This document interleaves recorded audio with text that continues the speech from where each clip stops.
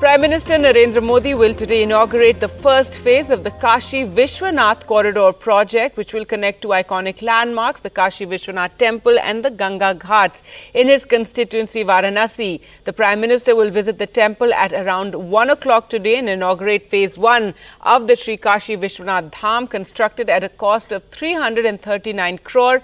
With assembly polls in Uttar Pradesh around the corner, the event is likely to see the ruling BJP raise the poll pitch and showcase it as one of its key achievements. Top party leaders and chief ministers of BJP-ruled states have been called in for a show of strength, is what sources have told NDTV. NDTV's Alok Pandey sent us this report on a boat on the Ganga. The Prime Minister will inaugurate the Kashi Vishwanath corridor in a few hours from now. We are closer to the Assi Ghat, and I'll ask Vinny to just give you a pan of these shots here. These are Varanasi's iconic ghats, and these ghats have been here for centuries. And I must also say that these ghats have also been witness to the kind of politics over this city, over this temple town, over the Kashi Corridor project that's been going on. I have a group of people here with me who I will speak to about the project. Sir, आपका नाम क्या है? अनुराग पांडे। क्या करते हैं आप अनुराग जी? हम लोग पेशे से जो है अधिवक्ता हैं। एडवोकेट है। अनुराग जी, ये बताइए कि जो काशी कॉरिडोर प्रोजेक्ट है भाई 800 करोड़ रुपए का है, मैं देख के आया, जो पूरा एरिया है भाई उसको ईज ऑफ एक्सेस तो वहाँ पे है, आप इस प्रोजेक्ट को कैसे देखते हैं? नहीं, अच्छी बात है, डेवलपमेंट कीजिए, लेकिन जो है वहाँ की जो है मूल चीज़ों को जो है नष्ट करके जो है डेवलपमेंट नहीं होना चाहिए। हम लोग भी चाहते हैं कि बनारस जो है यहाँ के सांसद जो है यहाँ के प्रधानमंत्री हैं, और हम लोग भी उनसे अपेक्षा रखते हैं यहाँ पे फैक्ट्रियाँ लगे, यहाँ पे लोगों को रोजगार मिले। सबसे महत्वपूर्ण तो यही है, आज के समय में महंगाई से जनता एकदम त्रस्त हो चुकी है। 800 करोड़, 1000 करोड़, 10,000 करोड़ रुपए लगा देने से जो है अगर जनता को उस चीज़ का जो है लाभ ना मिले, इसको कमर्शियल मॉल मत बनाइए। राजेश जी, अनुराग जी कह रहे हैं कि भाई इसको कमर्शियलाइज मत करिए और ऐसा मत करिए कि बनारस के लोग वंचित रह जाएं और बाहर के रोज फायदा उठा जाएं। आप क्या कहेंगे? देखिए, अगर कमर्शलाइजेशन भी करेंगे तो यहाँ रोजगार मिलेगा आपको। अगर रोजगार मिलेगा तो लोग यहाँ और आएंगे, पर्यटक आएंगे, फिर यहाँ के जो आम जनता है, जैसे बोट वाले हैं और बाकी सारे दुकानदार हैं, उनको सारी चीज़ें बेचने का, अपनी कला दिखाने का मौका मिलेगा। तो इसलिए कमर्शलाइजेशन पे कोई आपत्ति नहीं है। I also go this side. Sir, आपका नाम क्या है? अजीत पांडे। अजीत जी, ये बताइए कि आपने इन तीनों की बात सुनी, मैं आपसे एक और चीज़ पूछना चाहता हूँ कि पिछले 1 महीने में प्रधानमंत्री जी यूपी में 10 दिन रहे हैं, 9 दिन। जब ये चले जाएंगे बनारस से तो 9 दिन पूरा हो जाएगा। बहुत सारे फीते कटे हैं, बहुत सारे इनॉग्रेशन, फाउंडेशन स्टोन्स ले किए गए हैं। सरकारी कार्यक्रमों के मंच को राजनीतिक बनाया गया है और विपक्ष पे अटैक किया गया है। अखिलेश यादव को टेररिस्ट सिंपथाइजर बोले प्रधानमंत्री, उनके ऑफिशियल हैंडल से ये बात ट्वीट हुई। इस बात से आप कितने सहमत हैं? मैं एकदम सहमत नहीं हूँ। वो देश के प्रधानमंत्री हैं, वो किसी एक पार्टी विशेष के प्रधानमंत्री नहीं है। वो सारी देश पे जितनी पार्टियां हैं उनके भी वो प्रधानमंत्री हैं। और पीएमओ के हैंडल से अगर ये लाल टोपी के पे स्टेटमेंट निकलता है, इट्स नॉट गुड। ये ठीक नहीं जा रहा है। हर चीज़ों को पीएमओ एक देश के ऑथेंटिक और जेन्युइन में गिना जाता है। ये हो क्या रहा है? प्रधानमंत्री सिर्फ और सिर्फ एक पर्टिकुलर पार्टी को बचाव कर रहे हैं, उसका प्रचार कर रहे हैं, वो प्रचार तंत्र में व्यस्त है। राजा जी, आप कुछ कह रहे थे, आपने इधर की बातें सुनी, जो ये लोग कह रहे हैं, आप क्या कहेंगे? देखिए, मैं आपको बताता हूँ, अगर आप उस ये पीएमओ जैसे प्रधानमंत्री को इस देश का प्रधानमंत्री मानते हैं, तो अगर पार्टियां भी अपनी सभ्यता को खोए नहीं तो ये चीज़ें होगी नहीं। ठीक है। दूसरी बात, अब पार्टी अपनी प्रचार इसलिए करती है क्योंकि उन्होंने क्या काम किया है। आज आप मांग रहे हो उनसे कि भैया इधर क्या काम हुआ है, अगर वो बता रहे हैं कि भाई वही जहाँ फीता काट रहे हैं या जो भी कर रहे हैं, तो लोगों को क्यों तकलीफ हो रही है? सरकार और पार्टी में तो थोड़ा फर्क होता है ना। देखिए, सरकार और पार्टी, देखिए आप, पार्टी अलग है, सरकार भी अलग है, पार्टी भी अलग है, लेकिन आप दोनों चीज के रिप्रेजेंटेटिव हो। आज आप देश के प्रधानमंत्री हो, उसके अलावा उस पार्टी के भी एक बड़े नेता हो। अगर आप पीएमओ करके नहीं आते, वो आते हैं जब मीटिंग में, वो एज अ पार्टी मेंबर आते हैं। नहीं, लेकिन खर्चा तो सरकार उठा रही है, सारे खर्चा तो इन मीटिंग से वो तो हर जहां जाएंगे, प्राइम मिनिस्टर जाएंगे तो वहाँ की सरकार खर्चा उठाएंगी। पद की गरिमा का ध्यान रखें और ऑफिशियल जो आपका पीएमओ है उसको छोड़ के फिर आप पॉलिटिक्स कीजिए ना। पॉलिटिक्स करने के लिए किसी को कोई रोका नहीं है। देखिए, अगर आप पॉलिटिक्स करते हैं तो जो पार्टी का नेता, बड़ा नेता होता है या पार्टी का प्रेसिडेंट होता है या जो भी होता है, देखिए पीएमओ की गरिमा होती है। लेकिन हाँ, ये गलत था, बट हर पार्टी के जो हेड होते हैं वो अपने आप को संभाल के बोले चाहिए। Varied opinions here. At the end of the day, an infrastructure project is coming to Varanasi, but people are divided about the purpose that it serves and also the use of political government platforms, in fact, for political purposes. So a diverse range of views, and that's the good thing about Varanasi, that you can get 5 people standing next to each other and talking about diverse issues without any conflict. With Kamal Khan, Ajay Singh and Vineet Verma, this is Alok Pandey, NDTV.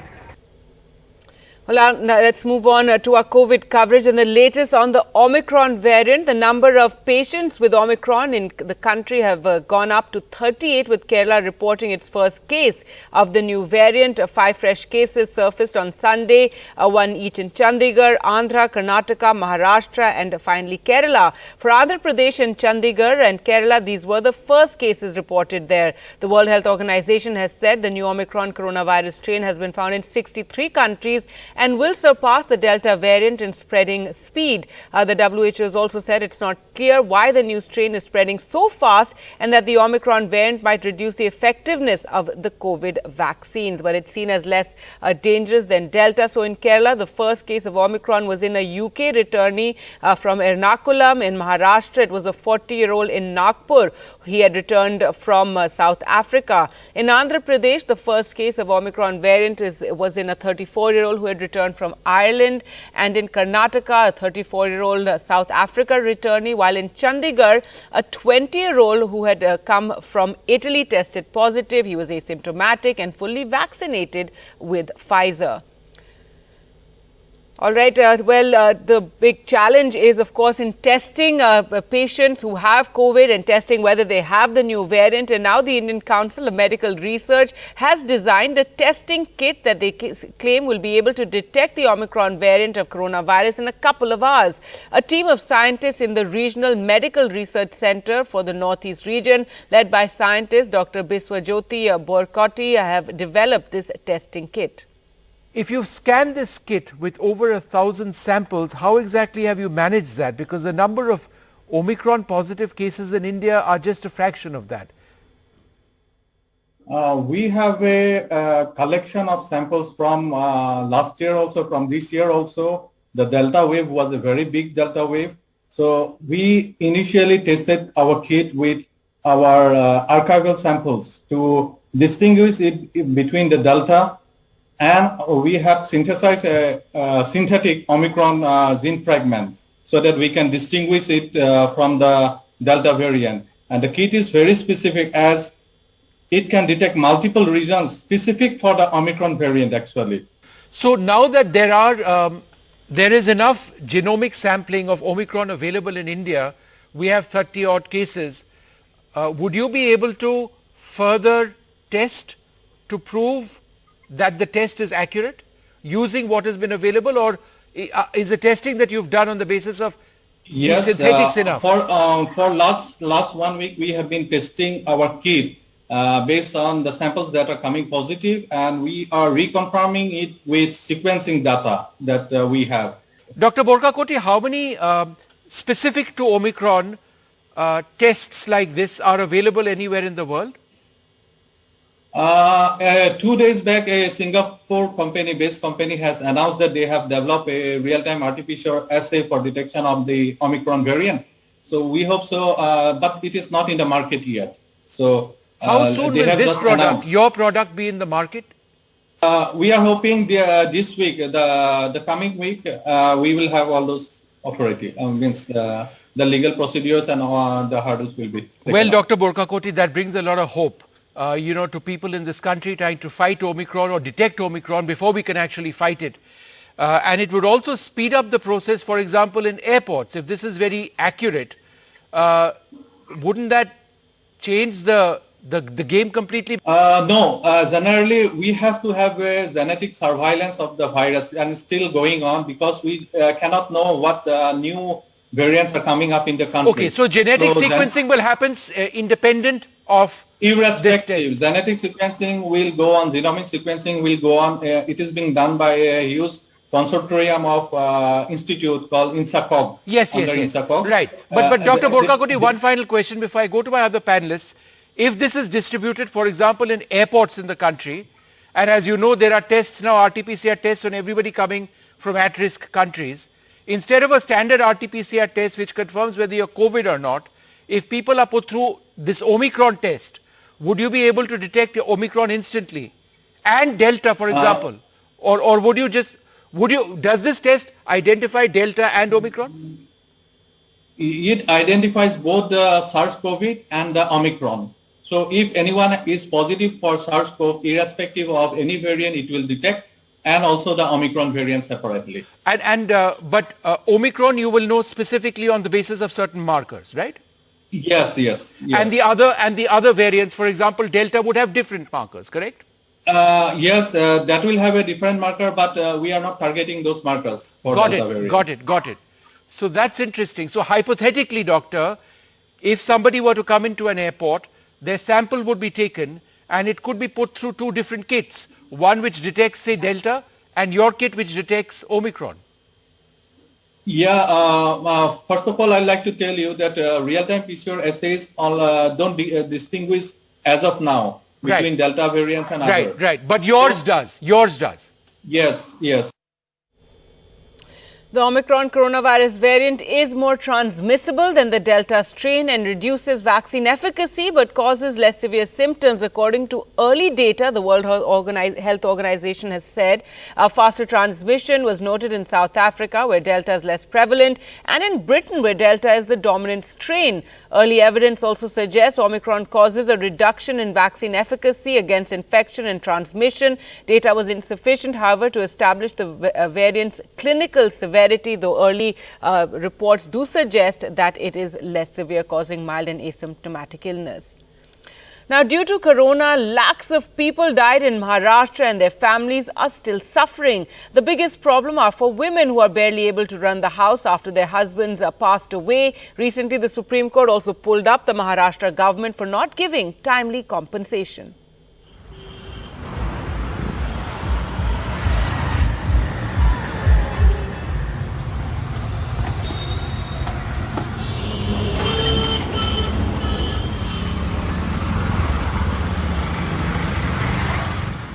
New career for Kavita after her husband died of COVID 3 months ago. Kavita, who lives in Dombivali area adjacent to Mumbai, had to start driving an auto to take care of her 2 young children. She is also trying to pay back the 4.5 lakh rupees she had to borrow for her husband's hospital bills. मेरे mister जाने के बाद 1 महीना लगा मेरे को rickshaw सीखने, तो अभी रिक्शा चला के घर चलाती है। नहीं, सरकार कुछ भी मदद नहीं कर रही है। देखो ना, बच्चे लोग इतना छोटे हैं, स्कूल भी वाले वो भी बोल रहे हैं हम फी माफ नहीं करेंगे, तो हम घर कैसे चलाएंगे ना। Bhagyashree Pawali is back to school after dropping out in the 12th grade. She hopes to get a job to support her children after her husband died of COVID in April this year. All their savings went into her husband's treatment, but all the injections bought in the black market at exorbitant rates could not save him. यार injection तो लगे थे उन time पे, तो हमने एक injection 40,000 में लाए थे, 3 इंजेक्शन। मेरे को अभी पढ़ना है, मेरे बच्चे के लिए कुछ करना है। Bhagyashree Sekte's husband used to drive an auto. After his death due to COVID, she is now learning to drive an auto to support her 4 kids. कडे होते थोडफार पैसे, ते पण आजारामध्ये दवाखान्यामध्ये संपून गेलेले आहेत. मला बराच म्हणजे असा संकटांचा सामना करावा लागतो. लाईट बिल, पाण्याचा बिल, मुलांच्या शिक्षणाची फी, काही शाळा माफ करत नाही शिक्षणाची फी अजिबात. On 6 December, the Supreme Court had reprimanded the Maharashtra government over compensation. The court has ordered 50,000 rupees to be given to the next of kin of the deceased. More than 1 lakh deaths occurred in Maharashtra and more than 37,000 people applied for compensation. But the court expressed its displeasure as the compensation has not been given so far. Covid widows की संख्या 70,000 से ज्यादा है और जिनकी उम्र 50 साल से कम है उनकी संख्या आज 20,000 से ज्यादा है। इन महिलाओं को रोजगार की आवश्यकता है, लेकिन सरकार ने उनके रोजगार के लिए कोई भी प्रोग्राम अभी तक बनाया नहीं। There are countless such stories of the COVID period where the government left these people alone to face their problems. Now, after the rebuke from the Supreme Court, while the government is saying that they will be helping the people, it will still take some time for the process to be completed, and by that time, the trouble of these women will only increase. In Mumbai with camera person Praveen Jirohit, Sohit Mishra, NDTV. News now from Bihar, where a candidate for the post of Panchayat head in Aurangabad district who lost the election has now been arrested after a video of him assaulting two scheduled caste men went viral. The candidate, Balwant Singh, has been accused of blaming the scheduled caste community for his loss and beating up two people from the community who didn't vote for him. He claims that he paid them as well. He's seen verbally abusing the two men. He then proceeds to physically assault one of them and forces him to spit on the ground and lick it. He's seen holding him by the neck as well. NDTV cannot independently verify the authenticity of this video that has surfaced. Now, in the latest communal attacks against Christians in Karnataka, right-wing extremist groups set on fire religious books belonging to Christians. This was in Kolar in Karnataka. The police have made no arrests so far. They told NDTV that the Christians were warned. Shocking images from Kolar, about 2 hours from Bengaluru, as Hindutva activists in full view of the police tear up and burn religious books belonging to Christians. They even try to charge at the Christian group as the police tries to calm them down. The Hindutva group claims that the Christians were going door to door propagating the Christian faith.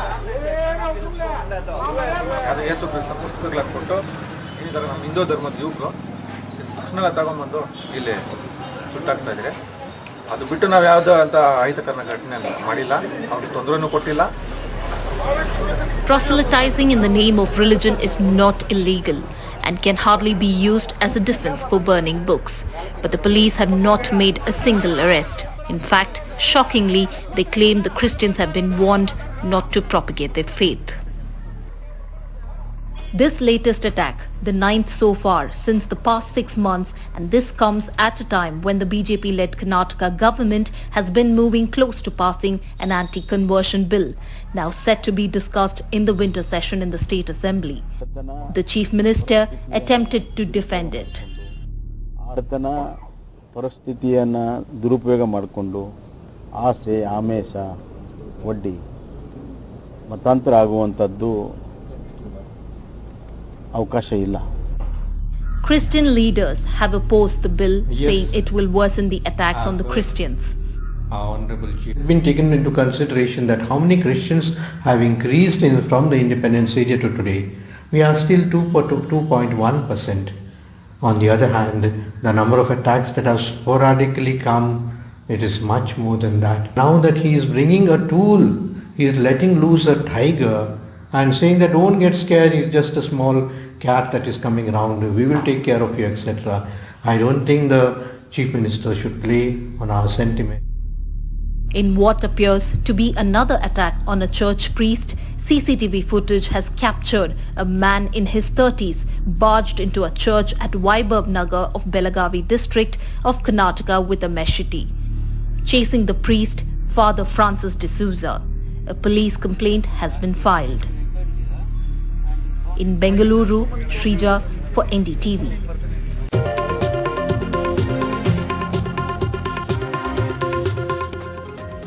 Welcome back. India's first breathing lung transplantation was carried out by a team of doctors in Hyderabad that is fast emerging as India's lung transplant capital.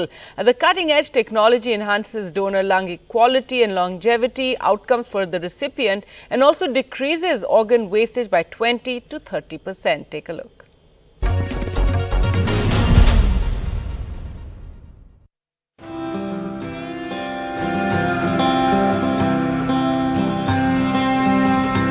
A team of specialist doctors at Hyderabad's Krishna Institute of Medical Sciences has carried out India's first breathing lung transplantation, a feat accomplished only in a few centers in the US, Canada and Austria that helps to enhance the quality and longevity of the lungs, avoiding organ wastage.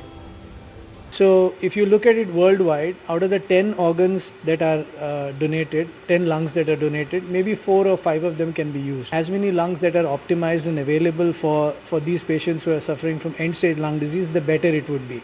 This glass dome contains donated lungs that are artificially breathing with a ventilator. In this hermetically sealed machine called the organ reconditioning box, the organ is treated with nutrients and antibiotic solution. Bronchoscopy is carried out to clear the air passage. At the end of it, the ready-to-transplant organ is better than what the team started with. 80% of the lung transplants that are happening in the country are happening, in fact, at this particular hospital. And through the COVID period, in fact, 29 of those transplants were of COVID patients, and that equals the number in the United States. Yes, some of the best centers in the world that do COVID lung transplants have probably done in anywhere between 20 to 30 lung transplants for patients with end-stage COVID. We're very fortunate. We have a remarkable team. In Hyderabad, with camera person Nagaraju, Uma Sudhir, NDTV. Welcome back. Now, the number of Omicron patients in India has gone up to 38, with Kerala reporting its first case of the new variant. 5 fresh cases surfaced on Sunday, 1 each in Chandigarh, Andhra Pradesh, Karnataka, Maharashtra and Kerala. For Andhra and Chandigarh and Kerala, these were the first cases of the variant reported here. Well, to talk more about the Omicron variant and what it means for India, we're now joined by Dr. Rajiv Jayadevan, Vice Chairman, Research Cell, IMA Kerala, Dr. Rajesh Parekh, Director, Medical Research, Jaslok Hospital, Mumbai, and Dr. Vivek Nangia, Principal Director and Head Respiratory Critical Care Medicine, Max Arcade, Delhi. Thank you so much, doctors, for joining us on the program today. And Dr. Jayadevan, first to you, what is your view of, the threat from this new variant, the Omicron variant? Cases have been detected in people who've arrived in the country, but clearly it is here. There are more cases. Yes, clearly around the world, there is an increasing concern about the Omicron variant. There's no doubt about that. As more data is emerging, we're getting a clearer picture, even though it is not 100% clear right now. What we do know is that it is spreading, and we know that it has the capability now to evade vaccine protection. Now, that is evasion of infection, right? So, in other words, vaccines protect against infection. Delta and Omicron both have the ability to leap past the vaccine protection. But as of now, we don't have any data that this Omicron variant is causing more deaths. We don't have the information. It doesn't mean that it is not causing it. We don't have that information yet. And also that we have no information about vaccines losing their benefit of reducing death rates. In other words, your death protection and severity is expected to remain the same. But as far as Omicron goes, we will have to wait at least a month or two to have reliable data about how it actually performs in the older age groups. We don't expect it to be different, except more people could be getting sick. Right. Dr. Rajesh Parekh, we've just had, the UK Prime Minister talk about this coming tidal wave of Omicron. They've also announced booster doses will be available to everyone over the age of 18 as a way to counter the spread of Omicron. Yes. Good morning, Gargi. So what is happening in the UK is the announcement has been on the basis of a study, a robust study, conducted by the London School of Hygiene and Tropical Diseases. And the projections from that study estimate that the occupancy of beds in the United Kingdom around March, April, may be about as much as 60% of what had happened during the second wave.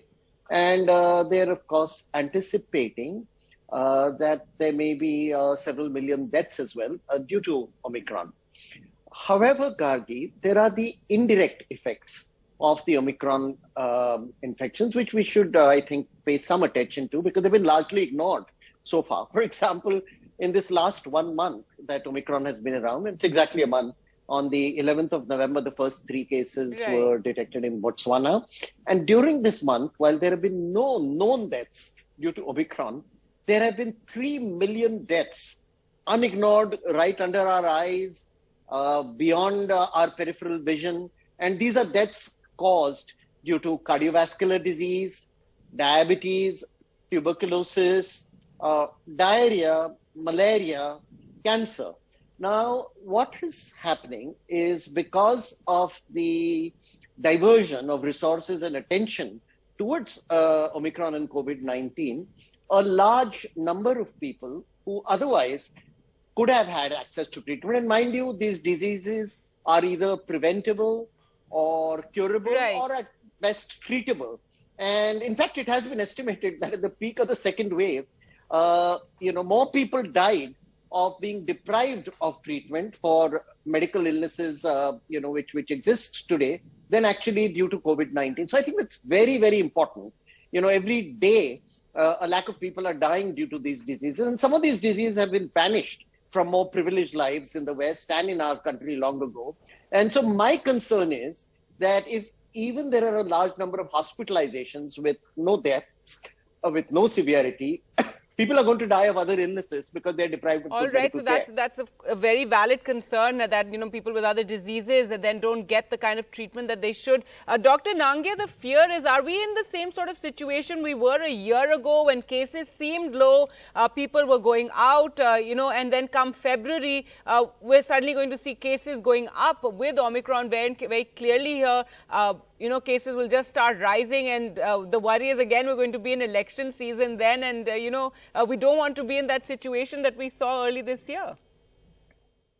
Yeah, absolutely. As we see, if we look at it, in the last few weeks, the number of cases used to be less than 20 in Delhi alone.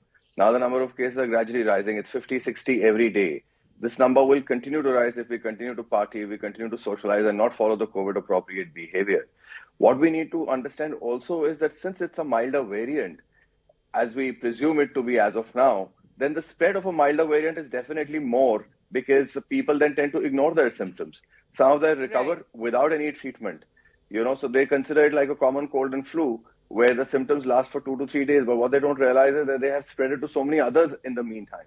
That is why my advice to everybody would be that at the first onset of symptom, cold, cough, sore throat, fever, body aches, they should isolate themselves, not worry about whether this is COVID or not, whether this is simple cold flu.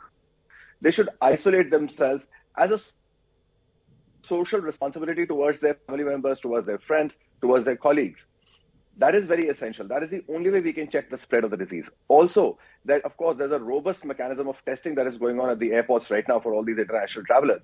Yet there would be a large number who would be escaping the detection because they may just be in their asymptomatic phase or in their incubation period where the virus may not be detected and yet may be inside their bodies. So there is a very high probability that while we are detecting only reporting only 38-40 cases as of now, there may still be a larger number in our country which has gone undetected and we'll get to know only in the due course of time. No, absolutely. So we're only finding out now since we decided checking, and already, many of you doctors point out that it's only, a month since we heard about the Omicron variant, but it was obviously around much before that. Absolutely. And it was only detected because of, the checking that took place and the genomic sequencing. So Dr. Jayadevan, in fact, going from what Dr. Nangia just said, the case that has been reported in Andhra Pradesh was of a man who came from abroad, landed in Mumbai, tested negative, then traveled to Visakhapatnam, and there at some point, he developed symptoms, or he was tested perhaps after a few days, and then he tested positive for Omicron. So one can just imagine by that time how much he's traveled. And similarly, as Dr. Nangia was saying, already people have been traveling around for over 2 months now, coming in from various flights from abroad. So it probably is here, and that is the fear. We need to do more robust testing. Absolutely. Absolutely. We need to do more robust testing, but I will, I'll point out what is called ascertainment bias here. Ascertainment bias basically is when we do testing on people in a selected population. For example, most testing is now happening on healthy people who are arriving from abroad on a flight, and these traditionally younger and vaccinated people. So we may get the impression that these are milder cases and they only occur in people who are crossing the ocean, and that is not true, because nations like Scotland have already reported that they had what is called community transmission even among people who have not traveled. So as you said, this obviously travels between countries by air mostly, but it has been around. I'm sure it would have been around in our country as well. So we should be looking out for clusters, and most of us doctors are already doing that. And if clusters are identified, they must be sent for genomic sequencing. and the standard, the public health measures that were alluded to here must be taken. And what Dr. Parikh said is so important, and for our viewers, I'll just translate it. If there is one taxi cab that can carry 4 people, and suddenly 50 people are trying to flag it down, it's going to be uncomfortable, and nobody will be able to travel nicely. So if there are a lot of people falling sick at the same time, our hospital systems can get overwhelmed, and we really do not want that. So early action, a little bit of prevention early will save a lot of trouble in the end. No, absolutely. And I can just imagine, healthcare professionals, everyone getting very anxious over the possibility of more cases emerging, and going through the same sort of stress they've been going through these last 2 years. Dr. Parikh, now this brings us to the issue of vaccinations and booster doses. As I mentioned, UK Prime Minister has said that vaccination booster doses will be available to those over 18. In India as well, we've seen a lot of, people talking about why are we not getting booster doses. But at the same time, a majority of our population is not vaccinated yet. The adult population, where over 50% have got both doses. But we need more for protection. But again, why aren't we getting more, vaccine types in the country? These mRNA vaccines, we still don't have them. It seems, again, we've kind of slowed down on that front. New vaccines haven't come in. Vaccinations for children, that was talked about, but hasn't happened yet. So really, we need a renewed push on this front.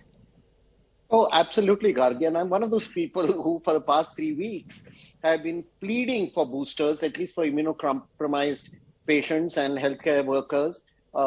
Most of them are due for their boosters by now. And I quite do not understand the dichotomy. Yes, there is a need, of course, to give a lot of people their second dose. But I don't see that as something which is diametrically opposite of giving boosters. Keep in mind, a large number of boosters are just heading into the dustbin because they are expiring. Yes. We are seeing this everywhere.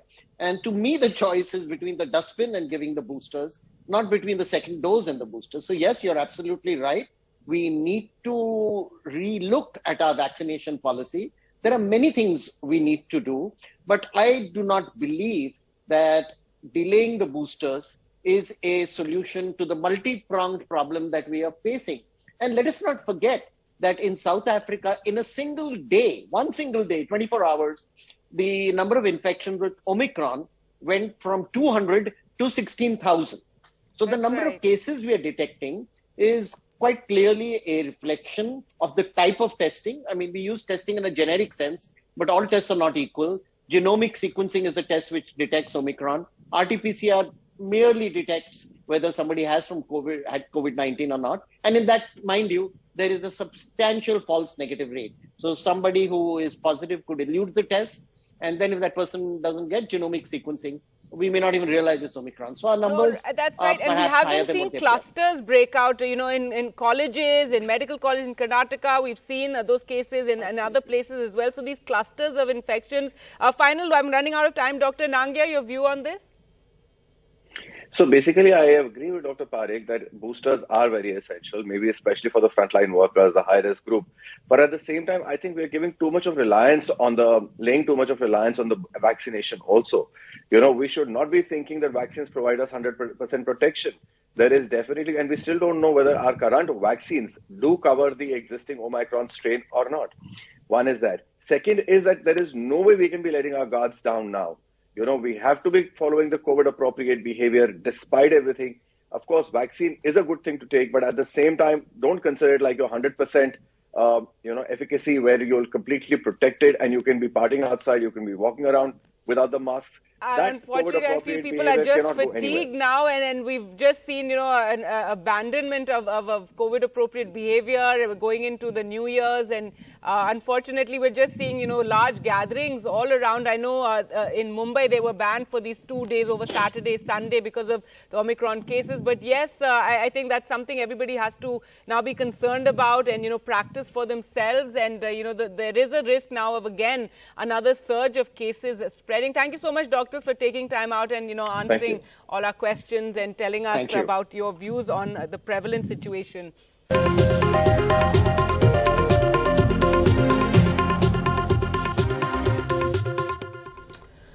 Welcome back. News now from Bihar, where a candidate for the post of Panchayat head in Bihar's Aurangabad district who lost the election has now been arrested after a video of him assaulting two scheduled caste men went viral.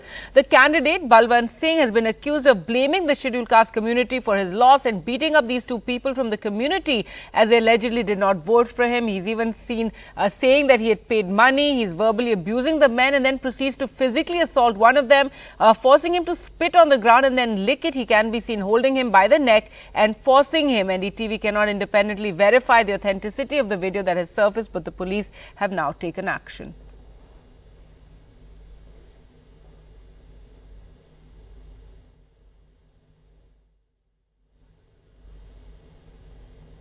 News now from Karnataka, and the winter session of the assembly begins today in Belagavi. Despite an increase in attacks against the Christian community in the state, the Chief Minister Basavaraj Bommai has said that his government will go ahead in tabling a bill for discussion. According to the draft of the bill, if enacted as a law, it will have provisions to punish the accused involved in forceful conversions of up to 10 years.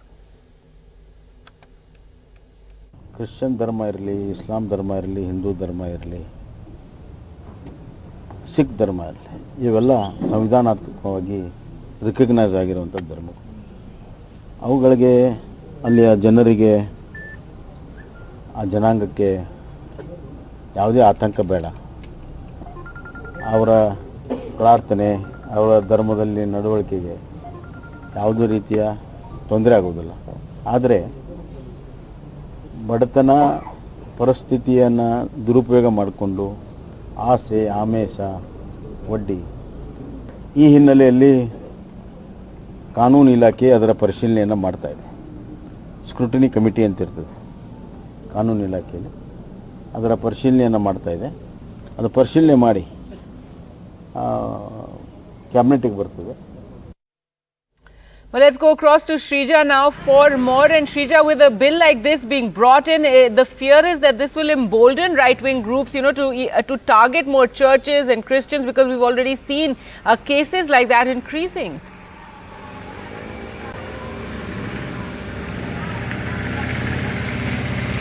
Well, today the winter session of the Assembly is set to start at Belagavi, which is the Suvarna Sauda, is what we're given to understand. And what's important to note that just yesterday, NDTV did report one particular case coming in from Kolar district of Karnataka, where we understand activists of right-wing groups, they had set the religious books belonging to Christian community on fire. We could also see in the particular visual where the police who were summoned to the spot, they were just standing as mute spectators. They were asking the right-wing groups to actually calm down. But, however, we understand no case has been registered.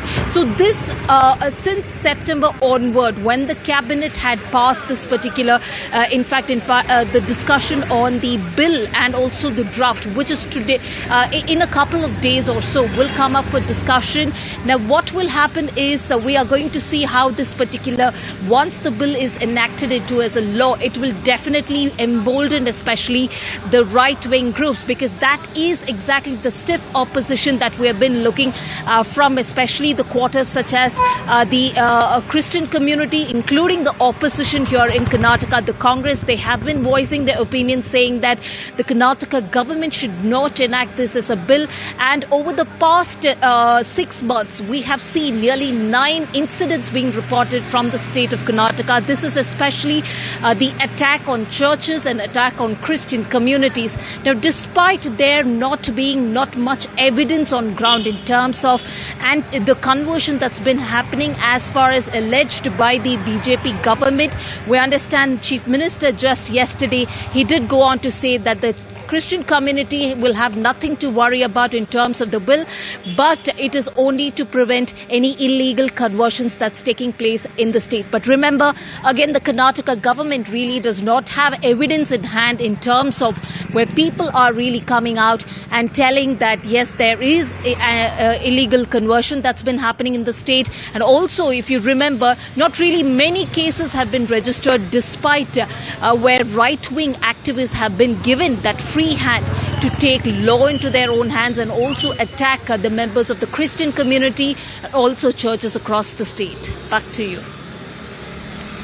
All right. Thanks so much, Shrija, for joining us with those details. So the assembly session begins today. Now, in time for us to slip into a short break. On the other side, the Prime Minister will inaugurate his dream project, the Kashi Vishwanath Corridor in Varanasi. We'll get you all the details.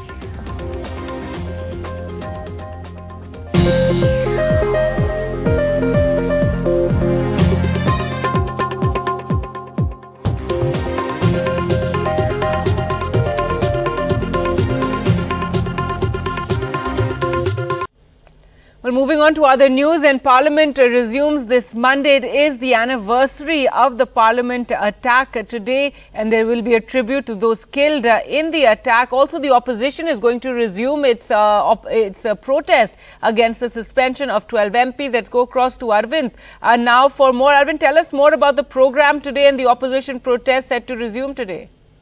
Yeah, Gargi, today being the anniversary of the 2001 Parliament attack, today event has been organized to pay tribute and also respect to those martyrs who sacrificed their life in saving the lives during this Parliament attack in 2001. So this particular event to pay homage to those soldiers and also those who are martyred, those who were martyred in this attack will be around 10:30 p.m. where we can expect all the senior ministers and also senior opposition leaders, including the Speaker of Lok Sabha, to pay homage to those who lost their lives in this particular tragic attack that happened in 2001. Post which, what we are learning is that the opposition parties will continue with their protest, demanding the revocation of suspension of 12 of their colleagues. So almost all the opposition parties will again, from Rajya Sabha, the leaders will in front of the Gandhi statue in Parliament will continue with their protest. But we have to wait for the strategy of the opposition parties, because the opposition parties will again have a meeting somewhere around close to 11 a.m. Today morning inside Parliament to decide on the course of strategy during the day in Parliament today. So we have to wait for the outcome of this particular meeting. But what we are learning is that all these 12 suspended MPs will continue with their protest near the Gandhi statue in the Parliament today. All right, Arvind, thanks so much for joining us with those details. In other news, ahead of elections next year, West Bengal Chief Minister Mamata Banerjee has landed in Goa for a 2-day trip. This is her second visit in as many months. The visit comes amidst growing speculation of a possible alliance or tie-up with Arvind Kejriwal's Aam Aadmi Party, in spite of denials from both the AAP and the Trinamool. Well, let's go across to Saurabh now for more. And Saurabh, a lot of churning in the Goa political scenario. Give us the latest. Well, you know, the opposition space in Goa is crowded. February 2022 is when elections are scheduled, and of course the BJP, which faces anti-incumbency, sees the opposition space being divided as an advantage. But if the Trinamool Congress and the Aam Aadmi Party, which are two parties that are trying to replace the Congress party as the principal opposition party in the state, tie up with each other, then of course the BJP does see a challenge from that, because then of course you see a coming together of opposition forces, which is never advantageous to the party in power, especially when it faces anti-incumbency. Now both the Trinamool Congress and the Aam Aadmi Party have denied any reports that were circulating about a possible tie-up, but sources tell us that this is very much in consideration. The AAP has said that we are not tying up with the Trinamool. In fact, Atishi coming out and tweeting saying that, you know, there is no plan to tie up with the Trinamool. But beyond the statements that are being made openly, there is of course a chance that the parties that are trying to replace the Congress and perhaps make a bid for power in the state to launch a serious offensive against the BJP. The political formations are such that they will need to come together if they mean to launch a serious offensive against the BJP. So that of course is under consideration, but both the Trinamool Congress and the Aam Aadmi Party are denying. And Mamata Banerjee is in Goa for 2 days. She has a list of events that are planned, including public meetings. Her party is going the whole, org as far as Goa is concerned. And also there is a possibility that, the lone NCP MLA in the state, Churchill Alamau, may also join the Trinamool Congress in Mamata Banerjee's presence. So yes, a lot of activity, especially political activity in Goa ahead of elections in February 2022. All right, Saurav, thanks so much for joining us with all those details. Now, the number of Omicron patients in the country have gone up to 38, with Kerala reporting its first case of the new variant. 5 fresh cases surfaced, one each in Chandigarh, Andhra, Karnataka, Maharashtra and Kerala. For Andhra and Chandigarh and Kerala, these were the first cases reported there. The World Health Organization has said that Omicron variant has been found in 63 countries across the world so far. Now, in Kerala, it's the first case, and it was in a UK returnee who was in Ernakulam in Maharashtra. It was in Nagpur, a 40-year-old who had returned from South Africa and Andhra Pradesh. It's the first case of the Omicron variant in a 34-year-old who returned from Ireland. In fact, this person had gone to Mumbai first and then come to Andhra. In Karnataka, a 34-year-old South Africa returnee, and in Chandigarh, it was a 20-year-old who had come from Italy who tested positive. He was asymptomatic and fully vaccinated with the Pfizer vaccine. Now, India's first breathing lung transplantation was carried out by a team of doctors at Hyderabad, that is fast emerging as India's lung transplant capital. The cutting-edge technology enhances donor lung quality and longevity outcomes for recipients and also decreases organ wastage by 20 to 30%.